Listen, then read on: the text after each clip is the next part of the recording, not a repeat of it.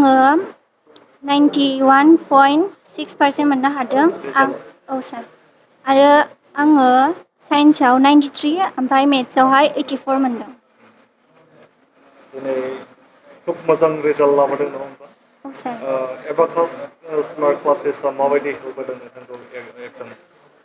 एबाकासआ आंखौ बिराद मोजाङै हेल्प खालामदों जोंना रेसिडेन्टेल स्कुल जायनि थाखाय जोङो अल इयारथ' जों टिउसन लानो मोना जों जास्ट 2 monthsल' भेकेसन मोनो जेराव जोङो एबाकासाव लाफैयो आरो बिसोरो बे 2 monthsआवनो जोंनि फुरा सिलेबासखौनो मोजाङै कमप्लिट खालामना हरजोबो माबायदि टिचिं खालामनाय जायो आं बिराद मोजां मोनदों माने क्लियारलि बुजिजोबो आरो गासिबो डाउटफोरखौबो क्लियार खालामना होजोबो बेटार रिजाल्टनि थाखाय मा बुंगोन नैबे सेन्टारनि टिचिं स्टाफफोरखौ बेटार रिजाल्टनि थाखायथ' आं बेखौनो बुंगोन दि सारमोनहा मोजाङैनो फोरोंखायो आरोबाव हायोबा मोजां फोरोंबावनो हागोन जेनेबा मेरला रियेल लाइफ एग्जामपोल लानानै सारमोनहा ओरैनोबाबो लाखायो आरो बिदिबो सारमोनहा माने मोजां बेटार रिजाल्टनि थाखाय माबाहरनो हागोन आदार्स स्टुडेन्टफोरनि थाखाय नैबे एबाकास स्मार्ट क्लासेसआ खुब इम्परटेन्ट होननानै सानो नामा आं बेखौनो सानोदि गावबागाव फरायबा हायो आरो मोजां टिउसन होनोबा आं एबाकासखौनो साजेस्ट खालामगोन आरो बिनि सायाव बे टिउसनजों लोगोसे गावबागाव फरायोबाबो साबसिन हायो थेंक इउ सार नार्जारि आङो एबारनि क्लास 10 बर्ड्सआव 91% लाखिनो हादों मेथ्सआव 92 आरो साइन्सआव 97 आं रियेलिटि पाब्लिक स्कुलाव फरायोमोन खुब मोजां रिजाल्ट लाबोनो हाबाय थेंक इउ एबाकास स्मार्ट क्लासाव माब्लानिफ्राय फैनाय जायो आङो सामार भेकेसननि उनाव जइन खालामदों 2025आव ओमफ्राय बिदिनो सारमोननि हेल्पनि थ्रुजों आं बिदि सिकिउर खालामनो हादों बेनो बिराद गिदिर खोथा and my parents they have supported me a lot and Krishna sir and Chacha sir they have helped me in each and every aspect of my life not only in education but each and every other things and that's all आरो मा बुंनो नागिरदों नोङो जिहेतु मोजां फोरोंदों होननानै औ बुंबाय बिराद मोजां फोरोङो माने not only in education but motivate खालामनायावबो बिराद सापर्ट खालामो बिदिनो फरायनायावबो अल द डाउट्स नों जेबो डाउट्स दंबा नों सोंनो हायो गासैखौबो नों क्लियार खालामनो हायो आरोना ओंखायनो आं very grateful to be a part of आबाकास टिचारफोरखौ मा बुङो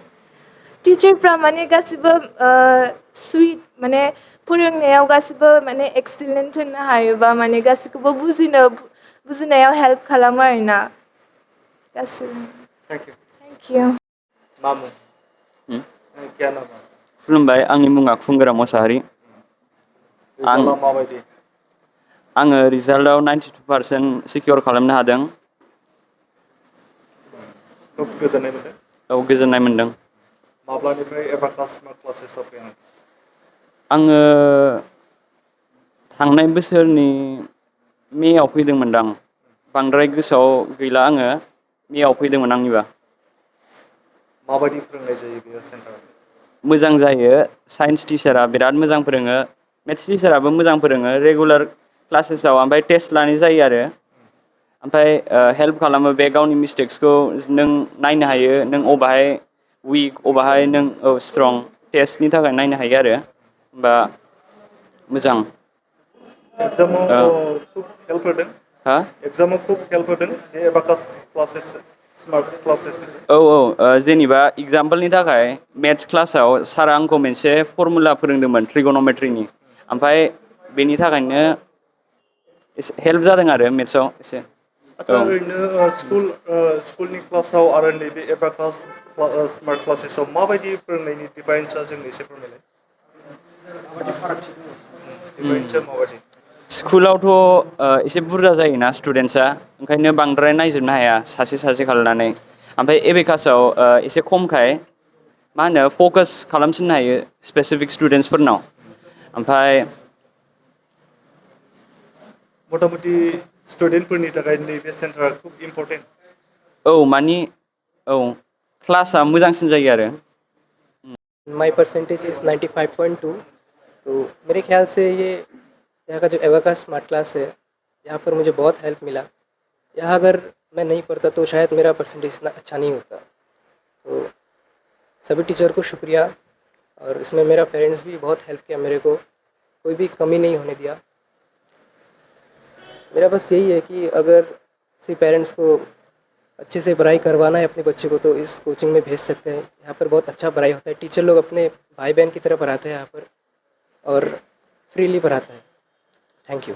पहले मैथ्स और साइंस में कैसा था?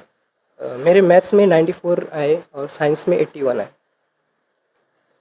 और साइंस में मतलब मेरा टाइम फिक्स नहीं हुआ था, इसलिए थोड़ा कम हो गया, और बाकी में अच्छा ही आया। मेरा SST में 97 आया, और हिंदी में 95 आया, इंग्लिश में 94 आया, और इंफॉर्मेशन टेक्नोलॉजी में 96 आया। और एबाकस स्मार्ट क्लासेस के बारे में क्या कहना है? यही कहना है कि यहाँ पर बहुत अच्छी से पढ़ाई करवाता है सर लोग, बहुत अच्छे से टीचिंग करवाता है, नोट्स भी मिलता है यहाँ पर। एग्ज़ाम में हेल्प किया? हाँ, एग्ज़ाम में बहुत हेल्प किया। स्कूल में तो पढ़ाता ही है, पर यहाँ पर आने से मुझे और ज़्यादा हेल्प मिला।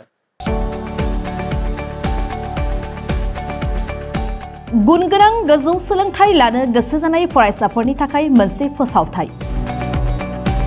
फरायसाफोरनो गुनगोनां गोजौ सोलोंथाइ होनायनि मोजां खाबु लानानै फैदों रुनिकाटानि UN एकाडेमिया। रुनिकाटानि UN एकाडेमियाव 2025-26 सोलोंथाइ बोसोरनि थाखाय गोदानै मुं थिसननाया सोलिगासिनो। चिरां जिल्लानि रुनिकाटायाव थानाय UN एकाडेमिया देग्लायनिफ्राय HS फार्स्ट इयारनि सोलोंथाइ होनायखौ जागायबाय। बे एकाडेमियाव आर्ट्स स्ट्रीमाव 11 थाखो एबा HS फार्स्ट इयारनि गोदानै मुं थिसननाया दासान्दि सोलिगासिनो दं। रोंगौथि गोनां फोरोंगिरिनि फोरोंथाइ होनाय आरो सोलोंथाइनि गासै गोनां खाबुफोर थानाय बे एकाडेमियाव गुनगोनां सोलोंथाइ होनायजों लोगोसे हौवासा आरो हिन्जावसाफोरनि थानायनि थाखाय आलादा आलादायै साखोन सिखोनै हस्टेलनि खाबु दं।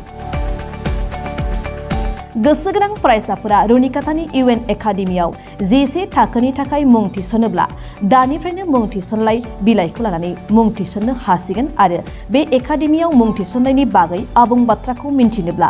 9706177397 नङाब्ला 9101444619 मबाइल नम्बराव थोंजों फोनांजाब खालामनो हागोन।